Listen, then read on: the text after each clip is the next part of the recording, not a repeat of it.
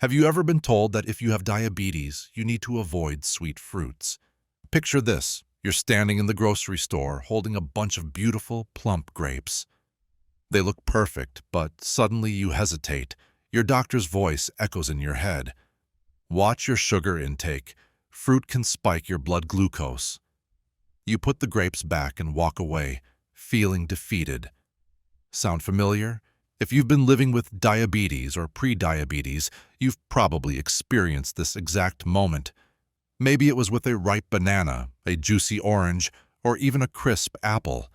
The fear is real, and honestly, it's completely understandable. For decades, medical advice has painted fruit with a broad brush, treating all fruits as potential blood sugar bombs. But here's what's fascinating about recent research.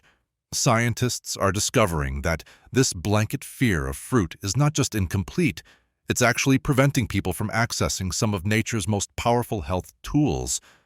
A recent study tracking over 2,000 adults with type 2 diabetes for 18 months revealed something remarkable. Those who ate fruit the right way actually had better glucose control than those who avoided it entirely. The key word here is the right way. Because here's the truth that most health pamphlets won't tell you. It's not the fruit itself that's the problem.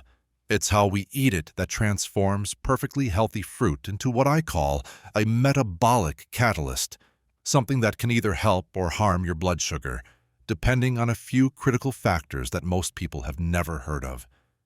Think about Sarah, a 50-year-old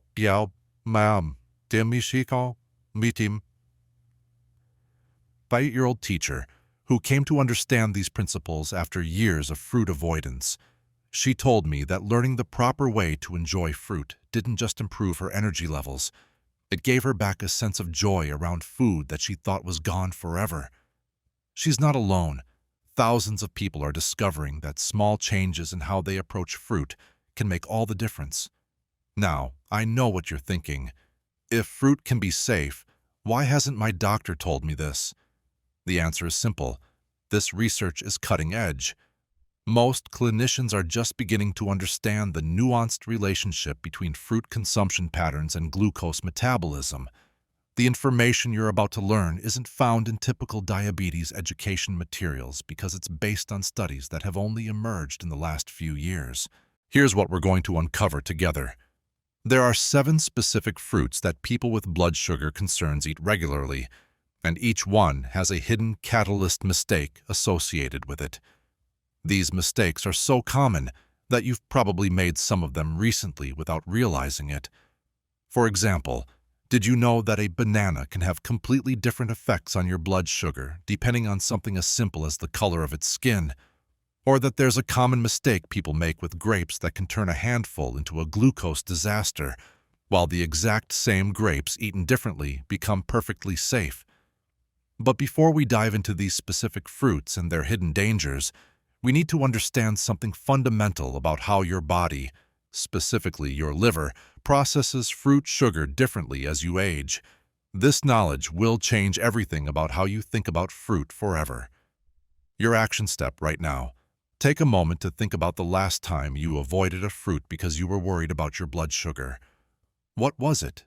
An apple? A bunch of grapes? A slice of watermelon?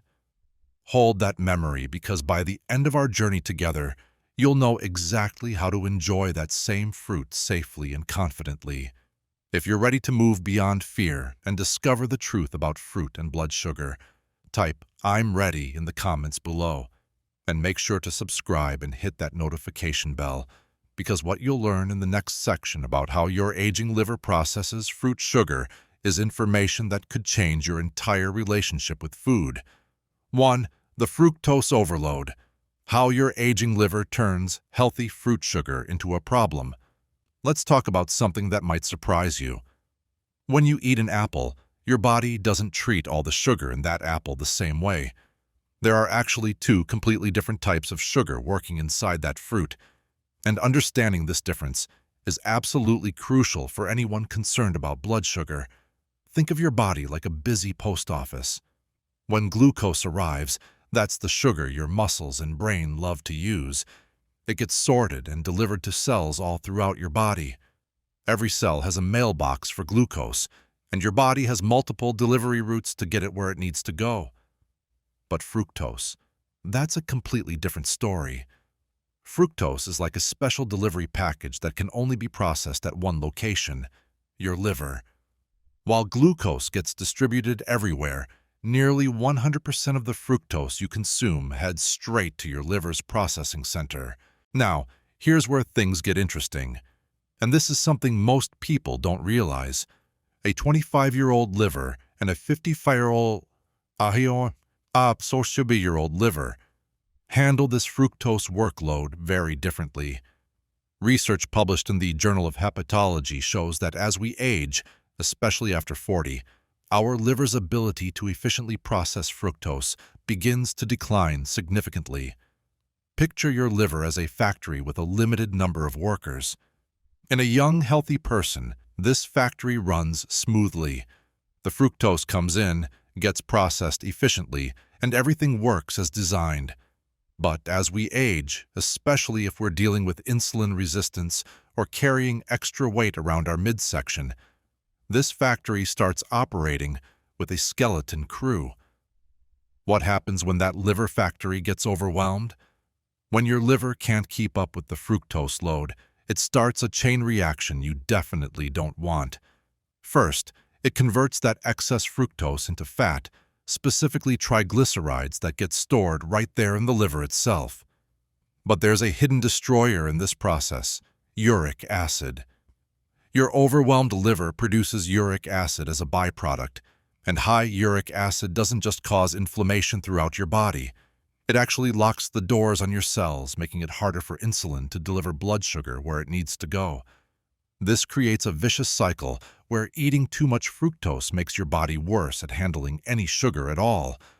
A groundbreaking study from the University of California followed 1,200 adults over age 45 for 3 years. They found that people with even mild liver dysfunction, something that affects nearly 30% of adults over 50, showed dramatically different responses to the same amount of fruit sugar compared to younger participants. Here's what this means in practical terms. That morning routine with multiple fruits that might have been perfectly fine for you at 30 could be creating a metabolic traffic jam at 50. Your liver factory is working overtime, converting fruit sugar to fat, creating inflammation and making your insulin resistance worse. The fascinating part is that this isn't about the total amount of sugar. It's specifically about fructose overload. You could eat the same number of calories from other sources and not trigger the same liver response. This is why simply counting carbs or calories misses the point entirely. Recent research from Harvard Medical School tracked liver function in diabetic patients who consumed different types of fruit. They discovered that people with compromised liver function, which includes most people with prediabetes or diabetes, showed measurable increases in liver fat after just 2 weeks of consuming what most people would consider normal amounts of fruit. Now, before you start panicking and swearing off fruit forever, remember this: the solution isn't to avoid fruit completely. The solution is to understand how to work with your liver's current capacity, not against it. Think about your liver factory this way. If you knew it could only handle a certain workload per hour, you wouldn't overwhelm it all at once and expect smooth operation. You'd spread out the work throughout the day, reduce the load when possible, or find ways to make the process more efficient. Your liver works the same way. There are specific strategies to reduce the fructose load, slow down the delivery process, and give your liver the support it needs to handle fruit sugar safely. But first, you need to know exactly how much impact your fruit choices are really having on your system. Here's your action step. Think about your current fruit consumption over the past week. How much fruit are you eating in a single sitting? Are you consuming large portions or concentrated forms? Write down what you typically eat in one day. Keep this list handy because what you're about to learn next will completely change how you evaluate each item on that list. The truth is, simply knowing about fructose and your liver is just the beginning. What you really need is a practical way to measure exactly how much metabolic stress each fruit choice is putting on your system, and that's where most people get trapped by a measurement that sounds scientific but is actually dangerously incomplete. Beyond the index, the glycemic load trap, and why it's the real key to fruit safety. You've probably heard about the glycemic index. It's that number between 0 and 100 that supposedly tells you how dangerous a food is for your blood sugar. High GI foods are bad, low GI foods are good. Simple, right? Well, here's the problem. The glycemic index is like judging a car's safety based only on how fast it can go, while completely ignoring whether it has airbags, seatbelts, or even brakes. It's measuring the wrong thing entirely. Let me show you exactly what I mean. The glycemic index only tells you how quickly 50 grams of carbohydrates from a particular food will raise your blood sugar. But think about this for a second. When was the last time you sat down and ate exactly 50 grams of carbs from watermelon? To get 50 grams of carbs from watermelon, you'd need to eat about 5 cups of diced fruit. That's a massive amount. Meanwhile, to get those same 50 grams of carbs from a slice of white bread, you'd only need about 2 slices. That's the difference between a huge bowl of fruit and a couple pieces of toast. Yet the glycemic index treats them as if they're creating the same impact on your body. This is where glycemic load comes in, and this is the metric that actually matters for your blood sugar control. Glycemic load takes the glycemic index and multiplies it by the actual amount of carbohydrates in a normal serving size, then divides by 100. It's the difference between theoretical danger and real-world impact. A study published in the American Journal of Clinical Nutrition followed 4,500 people for over 6 years and found that glycemic load was a far better predictor of diabetes risk than glycemic index. People who consistently chose foods with high glycemic load had a 32% higher risk of developing type 2 diabetes, regardless of what the glycemic index said about those foods. Here's where this gets really practical. Watermelon has a glycemic index of 72, which sounds scary, but its glycemic load for a typical serving is only 4, which is considered low.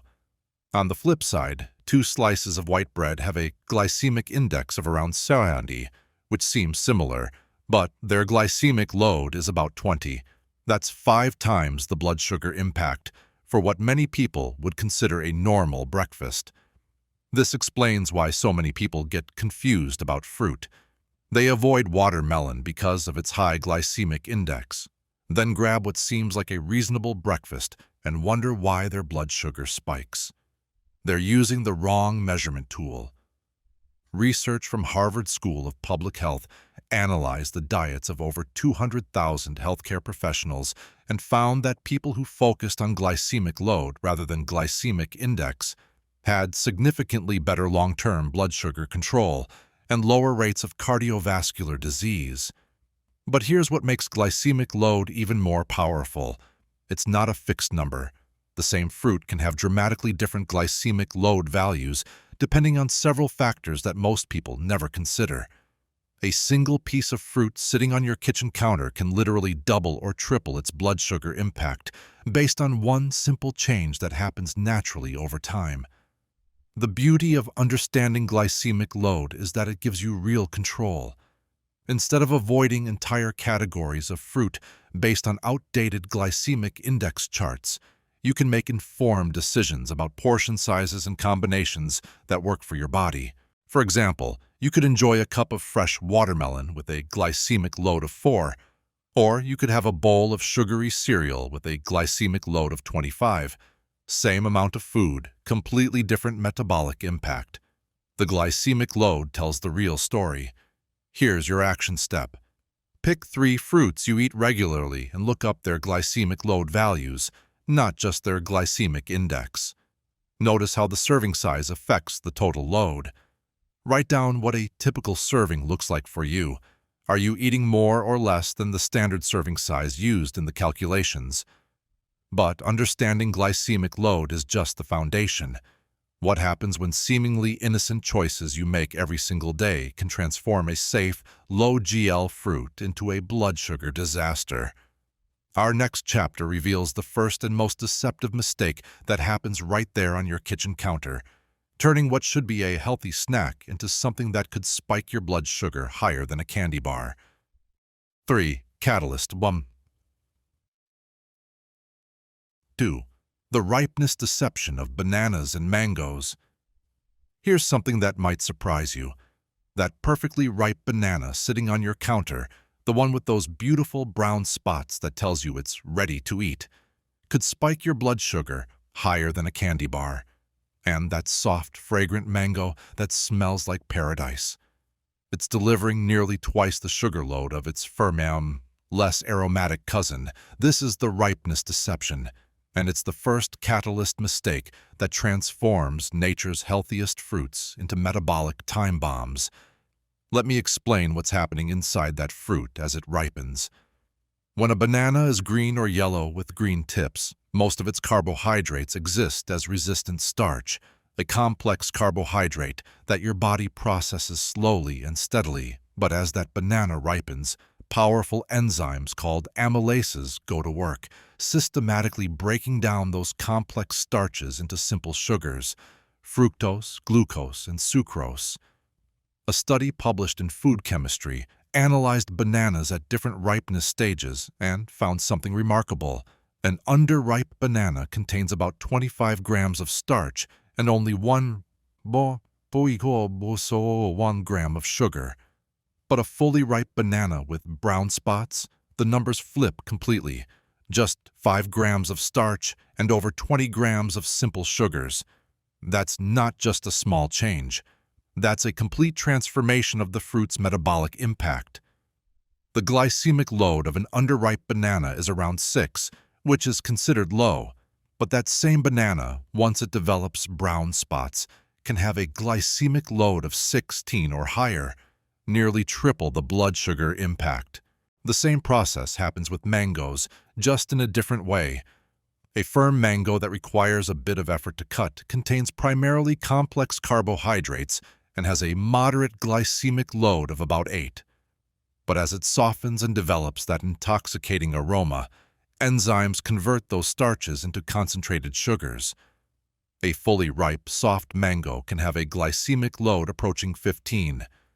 Research from the Journal of Nutritional Science tracked the sugar content of various tropical fruits throughout their ripening process. They found that mangoes can increase their simple sugar content by up to 40% between the firm stage and full ripeness. Here's what makes this particularly tricky. We've been conditioned to think that ripe equals ready to eat. The sweeter taste, the softer texture, the appealing aroma. These are all signs that the fruit has converted its protective starches into readily available sugars.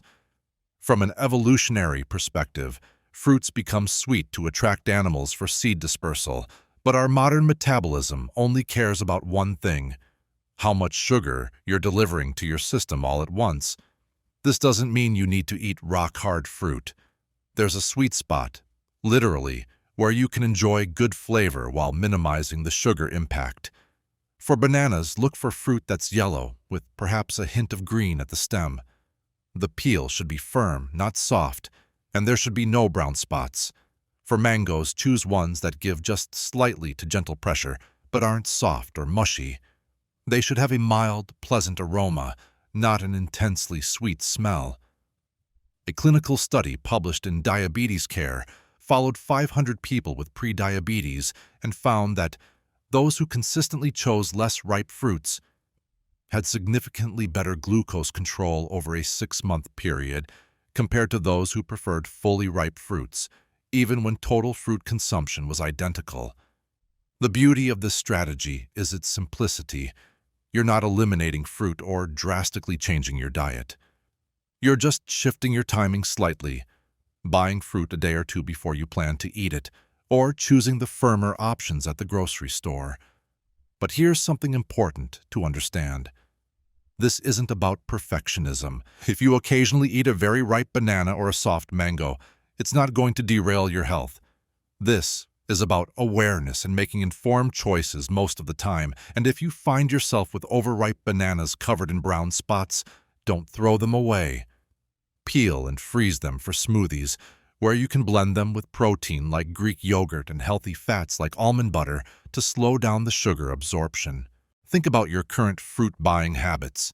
Do you gravitate toward the softest, most aromatic fruits because they seem the most appealing? Do you let bananas sit until they are covered in brown spots before eating them? These small shifts in timing can make a significant difference in your metabolic response. Your action step. Next time you're at the grocery store, practice the firmness test. For bananas, choose ones that are mostly yellow but still firm to the touch. For mangoes, select ones that yield just slightly to pressure but aren't soft. Notice how these choices affect your energy levels and any blood sugar monitoring you might do. While ripeness is a slow-acting catalyst that develops over days, our next mistake involves taking perfectly healthy whole fruits and removing all their protective fiber and water content. This process concentrates their natural sugars into dense, portable packages that many people consider healthy snacks, not realizing they're consuming the equivalent of multiple pieces of fruit in just a few bites. 4. Catalyst 3 and 4. The dehydration danger of grapes and dates. Picture this. You're standing in your kitchen, reaching for what you think is a healthy snack. You grab a small handful of raisins, maybe 30 or 40 of them, and pop them in your mouth. They're sweet, chewy, and gone in seconds. You feel good about your choice. After all, it's just fruit, right? Here's what just happened to your blood sugar. You consumed the equivalent sugar content of an entire large bunch of fresh grapes, but your body processed it like candy. This is the dehydration danger. When we remove water from fruit, we're essentially creating concentrated sugar bombs while eliminating nature's built-in safety mechanisms. Think about eating 40 fresh grapes. You'd feel satisfied, maybe even full. The water content takes up space in your stomach, triggering those "I'm done eating" signals. You'd naturally stop. But 40 raisins? That's barely a small handful. You could easily eat that amount without thinking twice and probably reach for more. Yet those 40 raisins contain exactly the same amount of sugar as those 40 fresh grapes, about 15 grams, but compressed into a tiny package that bypasses your body's natural portion control. A study published in the European Journal of Clinical Nutrition proved this point perfectly. Participants who ate fresh grapes reported feeling full and satisfied after consuming about 150 grams. Those who ate the equivalent amount of raisins, just 25 grams, reported still feeling hungry and consumed an average of 200% more calories throughout the day. Sound familiar? Maybe you've experienced this yourself, polishing off a small box of raisins and feeling like you barely ate anything. The numbers tell the real story. Fresh grapes have a moderate glycemic load of about 8 per serving, but when you factor in how easy it is to overconsume raisins, that same person often ends up with a glycemic load of 20 or higher without realizing it. They have essentially eaten a candy bar's worth of sugar while thinking they made a healthy choice. Dates present an even trickier scenario. A single medjool date contains about 16 grams of sugar. That's roughly equivalent to 4 teaspoons of table sugar, packed into one small fruit. Research from the Journal of Nutritional Science found that dates rank among the highest in sugar density, with some varieties containing up to 80% sugar by weight. Compare that to fresh fruit, which typically contains 10 to 15% sugar by weight, and you can see how dehydration fundamentally changes what you're eating. Here's what makes this particularly sneaky. Dried fruits are everywhere in foods marketed as healthy. Trail mix, energy bars, and natural snack foods are loaded with raisins, dates, and dried cranberries. A small bag of trail mix can easily contain the sugar equivalent of 3 or 4 pieces of fresh fruit, but it feels like you're barely eating anything. A clinical trial published in Appetite followed 200 adults for 8 weeks. Half were given fresh fruit snacks, Half were given equivalent amounts of dried fruit. The dried fruit group consumed an average of 300 more calories per day and showed significantly higher blood glucose spikes after snacking, despite eating technically the same amount of fruit. The solution isn't to completely avoid dried fruits, but to treat them like what they really are, concentrated sweets. If you're going to eat them, do it mindfully and in very small portions. 3 or 4 raisins mixed into oatmeal? Fine. A couple of dates as an occasional treat? Manageable. But reaching for dried fruit as a regular snack or thinking of it as equivalent to fresh fruit, that's where the trouble starts. Some people find success by rehydrating dried fruits. Soaking raisins or chopped dates in water for 10 to 15 minutes can restore some of the volume and slow down consumption. Others use dried fruits as flavor enhancers rather than snacks. A few raisins in a salad or 1 chopped date to add sweetness to a recipe. Your action step: take inventory of the dried fruits in your pantry. Read the serving sizes on packages. You might be surprised how small they are. If you love dried fruits, try the rehydration method or use them as flavor accents rather than standalone snacks. Pay attention to how your body responds differently to a small portion of dried fruit versus the same amount of fresh fruit. The dehydration trap is clear once you understand it. Removing where concentrates sugar and eliminates natural portion control. But what if I told you that even fresh, perfectly ripe fruits with all their water and fiber intact can still cause blood sugar disasters? The next mistake we need to address has nothing to do with the fruit itself, but with a simple daily habit you've probably never questioned. It's something you do automatically, and it can turn even the most doctor-approved fruits into metabolic challenges. Catalyst 5 and 6. The solo snacking pitfall of apples and oranges. You're rushing out the door, already running late for work. You grab an apple from the counter. After all, it's the perfect healthy snack, right? Portable, natural, and packed with fiber. You bite into it as you walk to your car, finishing it before you even start the engine. What you just did seems perfectly innocent, even commendable. But you've just made one of the most common fruit mistakes that can turn even the safest fruits into blood sugar roller coasters. This is what I call the solo snacking pitfall, and it hits 2 of America's most beloved fruits, apples and oranges. These fruits have stellar reputations. Your doctor recommends them. The old saying, "an apple a day keeps the doctor away," has been around for over a century. But here's what most folks don't realize. Eating these fruits alone, especially when you're hungry, strips away much of their protective power. Let me paint you a picture of what happens inside your body when you eat that apple by itself. Yes, apples contain fiber that helps slow sugar absorption. But when your stomach is empty, even this fiber can only do so much. The natural sugars in that apple, about 19 grams worth, hit your system without any backup. Your blood sugar shoots up faster than a rocket. A study tracked 45 healthy adults who ate the same apple under different conditions. When they ate an apple alone on an empty stomach, their blood sugar peaked at 145 within 30 minutes. But when they ate the same apple with a small handful of almonds, the peak was only 118, and it took longer to get there. Same fruit, completely different story for your body. Oranges do the same thing. 1 medium orange packs about 12 grams of sugar. Even with all that pulp, eating it solo still sends your blood sugar on a wild ride.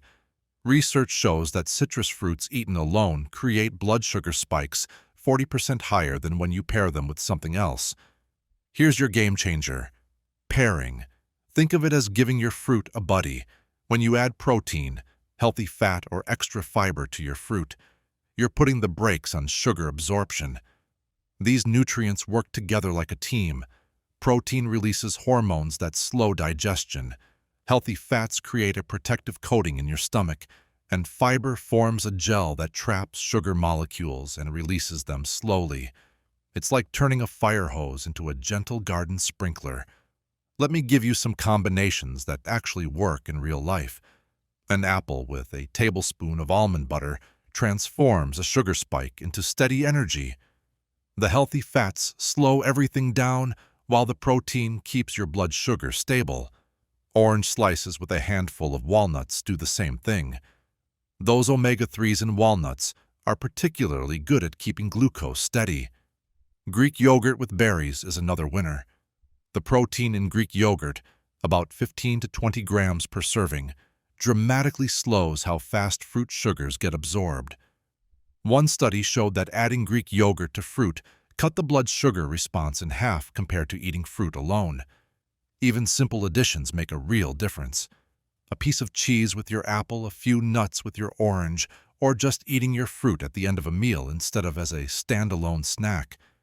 The key is never letting fruit sugars hit your system flying solo. What makes this strategy so powerful is that you're not giving up anything. You're not restricting yourself or following some complicated diet plan. You're just being smart about combinations. It's like having insurance for your blood sugar while still enjoying the fruits you love. Some people worry that adding nuts or nut butter means more calories, but here's the thing. Research consistently shows that people who pair their fruits actually feel more satisfied and eat less throughout the day. One study found that folks who ate paired fruit snacks consumed 200 fewer calories at their next meal compared to those who ate fruit alone. This pairing trick is especially important when you're grabbing fruit as a quick snack between meals. If you're having fruit as part of a bigger meal that already has protein and fat, the pairing happens naturally. But that mid-morning apple or afternoon orange when you're rushing around, that's when you need to be strategic. Your homework this week is simple. Never eat fruit naked. That's how I want you to think about it. Fruit should always have a companion. Start small. Add a tablespoon of nuts to your usual fruit snack. Try apple slices with string cheese. Mix it up and pay attention to how these combinations affect your energy and hunger between meals. You'll be amazed at the difference it makes. 6. Catalyst 7. The liquid sugar illusion of watermelon and all fruit juices. Picture this. It's a scorching summer afternoon, and you're at a family barbecue. Someone cuts open a massive watermelon, and those bright red, juicy slices look absolutely irresistible. You grab one piece, then another, maybe a third. Before you know it, you've consumed what feels like half the watermelon. It was so refreshing, so light. Mostly water anyway, right? Wrong. You've just fallen into what I call the liquid sugar illusion. Watermelon has this sneaky reputation as the safe fruit because it's mostly water. People think of it as hydration with a hint of sweetness, but here's what's really happening. While watermelon does have a low glycemic load per 100 grams, only about 4, it's ridiculously easy to eat massive portions without realizing it. Think about it. When was the last time you ate just 100 grams of watermelon? That's about one small wedge. Most people easily consume 300 to 500 grams in one sitting, especially on hot days when it feels more like drinking than eating. Suddenly, that low glycemic load of 4 becomes 12 to 20, putting you right into the danger zone. A study published in the Journal of Nutritional Science tracked people's watermelon consumption at summer events. The average person consumed 400 grams, that's nearly a pound, in a single sitting. Their blood sugar response was equivalent to eating 3 slices of white bread. The participants were shocked because watermelon felt so light and harmless. But watermelon is just the beginning of this liquid sugar problem. The real villain here is fruit juice, and this is where things get seriously dangerous. When you juice fruit, you're essentially performing surgery on it, removing the single most important protective element that nature provided: fiber. Let me break down what happens when you turn an orange into orange juice. One medium orange contains about 12 grams of sugar and 3 grams of fiber. That fiber acts like a natural time-release mechanism, slowing down sugar absorption. But one glass of orange juice that contains the sugar from 4 to 5 oranges, about 24 grams of sugar, with virtually no fiber left. Research from Harvard School of Public Health followed over 187,000 people for more than 20 years. They found that people who drank one or more servings of fruit juice daily had a 21% higher risk of developing type 2 diabetes. But here's the kicker. Those who ate whole fruits had a 23% lower risk. Same fruit, opposite effects. The juice industry has convinced us that 100% fruit juice is healthy because it's natural and contains vitamins. But your liver doesn't care about marketing claims. When that concentrated fruit sugar hits your system without fiber to slow it down, your liver processes it exactly like it would process a can of soda. Dr. Robert Lustig's research at UCSF showed that apple juice and Coca-Cola have nearly identical effects on blood sugar and insulin response. The fructose concentration is almost the same, and both lack the fiber that would make the sugar safer. It's a hard truth that the juice industry doesn't want you to know. Here's what I want you to understand. Juicing is essentially the act of mechanically pre-digesting fruit, bypassing all of your body's natural defenses. Your teeth, your stomach, your intestines, they're all designed to work together to process whole foods slowly and safely. When you juice, you're doing the digestion work for your body, then flooding your system with concentrated sugar. Even smoothies can be problematic if you're not careful. Yes, they retain the fiber, but blending breaks down the cellular structure of fruits, making their sugars more readily available. A study in the American Journal of Clinical Nutrition found that blended fruits caused higher blood sugar spikes than whole fruits, even when the fiber content was identical. The solution isn't to never touch watermelon or avoid all blended drinks. It's about being smart. With watermelon, practice portion awareness. 1 cup of cubed watermelon is a reasonable serving. If you're at that barbecue and want more, wait 30 minutes between servings to let your body process the first round. For drinks, stick to whole fruits whenever possible. If you must have something liquid, try infusing water with fruit slices instead of juicing them. You get the flavor without the sugar bomb. The beverage industry has trained us to think we need liquid calories throughout the day. But your ancestors didn't walk around sipping fruit juice.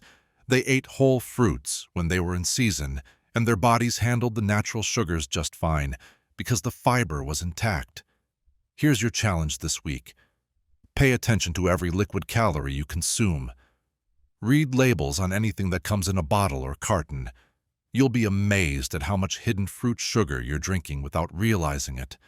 Sports drinks, flavored waters, even some kombucha brands are loaded with fruit concentrates that hit your system like liquid candy. Start replacing 1 liquid fruit serving per day with the whole fruit version. Instead of orange juice with breakfast, eat an actual orange. Your blood sugar will thank you, and you might be surprised at how much more satisfied you feel from the whole fruit. Now, you might think you've got this all figured out. Choose the right fruits, watch your portions, and avoid liquid sugar. But what if I told you that even when you do everything right, eating fruit at the wrong time could still spike your blood sugar dangerously? It turns out that when you eat fruit matters just as much as what fruit you choose. Next, we'll uncover why eating fruit after meals might be one of the worst timing mistakes you can make. 7. The time lock method. When you eat fruit is as important as what you eat. You've learned about choosing the right fruits and avoiding the ripeness trap. But here's something that might surprise you. Even when you pick the perfect fruit, eating it at the wrong time can still mess with your blood sugar. Picture this. You just finished a great dinner. Grilled chicken, roasted vegetables, maybe some rice. Everyone's satisfied, maybe even a little too full. Then someone brings out fresh berries for dessert. It seems like the healthy choice, right? You're choosing fruit over cake. But this innocent decision might be one of the worst timing mistakes you can make. When you eat fruit right after a big meal, it's like merging into heavy traffic when the highway is already jammed. Your digestive system is working overtime processing proteins, fats, and carbs from dinner.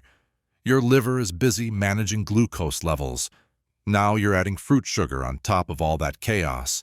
A study in the European Journal of Clinical Nutrition tracked people's responses when they ate the same apple at different times. When folks ate an apple right after a heavy meal, their blood sugar shot up significantly higher than when they ate that same apple on an empty stomach. The liver, already swamped with processing dinner, couldn't handle the extra fruit sugar efficiently. But timing problems don't stop there. The second major mistake happens when people grab fruit as a late-night snack. It's 9 p.m., you're watching TV, and you want something sweet but healthy. An apple seems virtuous compared to cookies. Unfortunately, your body doesn't care about your good intentions. Research shows that your body's ability to handle sugars naturally decreases as the day goes on. Your metabolism is sharpest in the morning and gradually slows down. By evening, your body shifts into storage mode, getting ready for overnight fasting. When you eat fruit late at night, especially within 3 hours of bedtime, your body is more likely to store those fruit sugars as fat rather than burn them for energy. One study followed 420 adults for 6 months and found that people who ate fruit after 8 p.m. had higher triglyceride levels and gained more weight, even when they ate the same total calories as early fruit eaters. Dr. Sachin Panda's research shows that our liver's ability to process fruit sugar follows a daily pattern. The enzymes that handle fruit sugar are most active between 6 a.m. and 6 p.m. After that window, these enzymes start shutting down, making late-night fruit particularly problematic. So when should you eat fruit? This is where smart timing comes in, working with your body's natural rhythms instead of against them. The best fruit windows are during your peak metabolic hours, specifically as snacks between meals. Think 10 a.m. or 3 p.m., times when your body can still handle sugars well, and you have hours ahead to burn off those natural sugars through normal activities. Here's an even smarter strategy: eating fruit before your main meals. Research found that people who ate an apple 30 minutes before lunch consumed significantly fewer calories during the meal and felt more satisfied afterward. The fruit's fiber helped trigger fullness signals, acting like a natural appetite controller. This pre-meal timing lets fruit's fiber work for maximum benefit. When you eat fruit on an empty stomach, the fiber has time to expand and create that full feeling before you dive into heavier foods. It gives your hunger signals a head start. Smart timing also means choosing different fruits for different times of day. Higher sugar fruits like bananas work better in the morning when your body handles sugar best. Lower sugar options like berries are safer for afternoon snacks. Here's a practical plan you can start this week. Create specific fruit windows in your day. Maybe berries with morning yogurt, an apple at 3 p.m., or melon as a pre-lunch appetizer. The key is consistency and spacing, giving your body time to process each serving before adding more sugar. Pay attention to how different timing affects your energy and cravings. You might notice that afternoon fruit snacks leave you energized, while evening fruit makes you sluggish the next morning. Your body constantly gives you feedback. Smart timing helps you tune into those signals. Start with one simple change. If you currently eat fruit after dinner, try moving that same fruit to mid-afternoon instead. Notice how it affects your evening hunger, sleep quality, and morning energy. Small timing shifts can create surprisingly big changes in how your body responds. You've now learned the 3 key strategies for safe fruit enjoyment. In our final chapter, we'll put everything together and create your personal blueprint for eating fruit with confidence, leaving the fear behind for good. This week, experiment with timing. Pick one fruit you love and try eating it at 3 different times: morning, afternoon, and evening. Notice which timing makes you feel best. Your body's response will guide you toward your perfect fruit schedule. 8. Your personal fruit blueprint. Moving from fear to freedom. This is our final chapter together, and it's time to transform everything you've learned into your personal roadmap for enjoying fruit with complete confidence. You've discovered the truth about how your body handles fruit after 40, and you've learned the 4 critical mistakes that can turn healthy fruits into blood sugar disasters. Now comes the most important part, making this knowledge work for your real life. Here's what matters most. This isn't about following another rigid diet. This is about developing your own intelligent system for making fruit work with your body, not against it.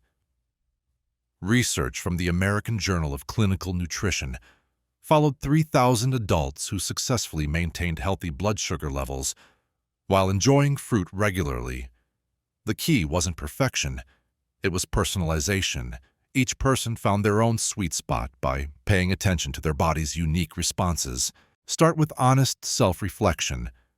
Which of those catalyst mistakes have you been making? Maybe you've been grabbing overripe bananas because they taste sweeter. Perhaps you've been drinking orange juice thinking it's healthy. Or you might be that person who eats an apple alone at 3 p.m. and wonders why you're starving an hour later. Here's a sample perfect day that shows how this all comes together. Start your morning with berries mixed into Greek yogurt. The protein slows sugar absorption while you get antioxidants and fiber. At 10 a.m., if you need a snack, try half an apple with almond butter. For lunch, add some fresh melon as an appetizer. 15 minutes before your main meal.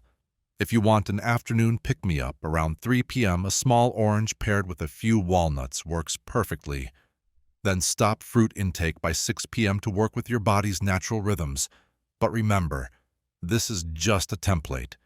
Your perfect day might look completely different based on your schedule, preferences, and how your body responds. A study published in Diabetes Care tracked people who used personalized fruit strategies versus those following generic advice. The personalized group showed 23% better glucose control and reported feeling more satisfied with their eating patterns. They weren't following someone else's rules. They were listening to their own body's wisdom.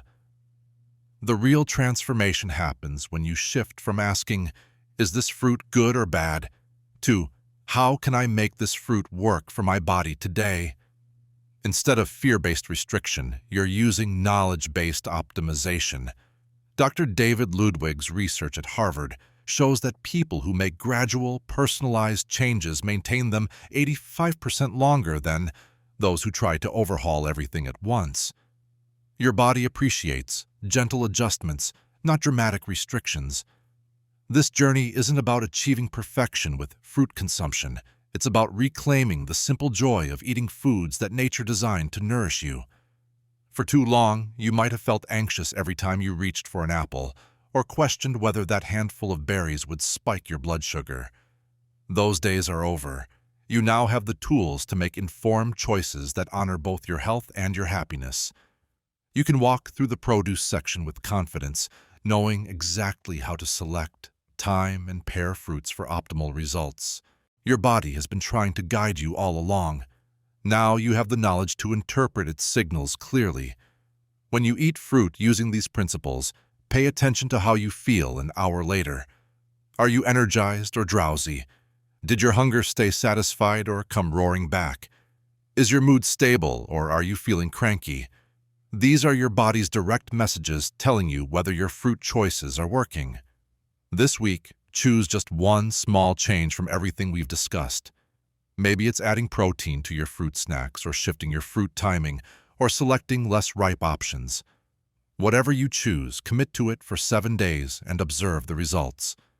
Your relationship with fruit and food in general doesn't have to be defined by fear, restriction, or confusion. You can live a vibrant, full life where healthy choices feel natural and enjoyable, not forced or stressful.